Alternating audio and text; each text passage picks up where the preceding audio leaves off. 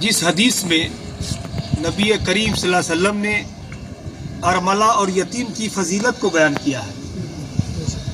ایک ہے ارملہ، ایک ہے یتیم. ارملہ اسے کہتے ہیں التی ماتا زوجہا، وہ عورت جس کے شوہر کا انتقال ہو گیا ہو اسے ارملہ کہتے ہیں. اور یتیم آپ لوگوں کو معلوم ہی ہے. میرے نبی جناب محمد رسول اللہ صلی اللہ علیہ وسلم ارشاد فرماتے ہیں، اور یہ حدیث جو میں آپ حضرات کے سامنے پیش کرنے جا رہا ہوں یہ حدیث مرفوع ہے. میرے آقا ارشاد فرماتے ہیں کہ ایسا شخص جو بیوہ کی مدد کرے اور مسکین کی مدد کرے، یتیم کی مدد کرے، ایسی عورت جس کے شوہر کا انتقال ہو گیا ہو اس کی مدد کرے.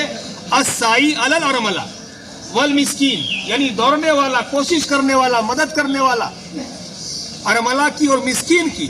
میرے آقا ارشاد فرماتے ہیں ایسے انسان کی فضیلت یہ ہے کہ گویا کہ وہ انسان اللہ کی راستے میں جہاد کر رہا ہے. کیا کر رہا ہے؟ یعنی ایسا آدمی جو اللہ کے راستے میں جہاد کر رہا ہو تو مجاہد کی سبیل اللہ کی کیا فضیلت ہے، یہ سب پر آیا ہے، کسی سے مخفی پوشیدہ نہیں ہے. وہ شخص جو یتیم کی مدد کرے اور ارملہ کی مدد کرے، بیوہ کی مدد کرے، وہ انسان ایسا ہی ہے گویا کہ وہ اللہ کے راستے میں کیا کر رہا ہے، جہاد کر رہا ہے. چنانچہ آپ حدیث سماعت کیجئے. میرے آقا ارشاد فرماتے ہیں، ہے نا، یہ حدیث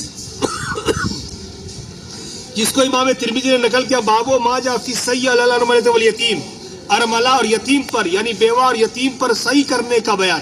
امام ترمذی فرماتے ہیں ہم سے حدیث بیان کیا انصاری نے، اور انہوں نے کہا ہم سے حدیث بیان کیا مان نے، اور انہوں نے کہا ہم سے حدیث بیان کیا مالک نے. یہ روایت بیان کرتے ہیں صفوان ابن سلم سے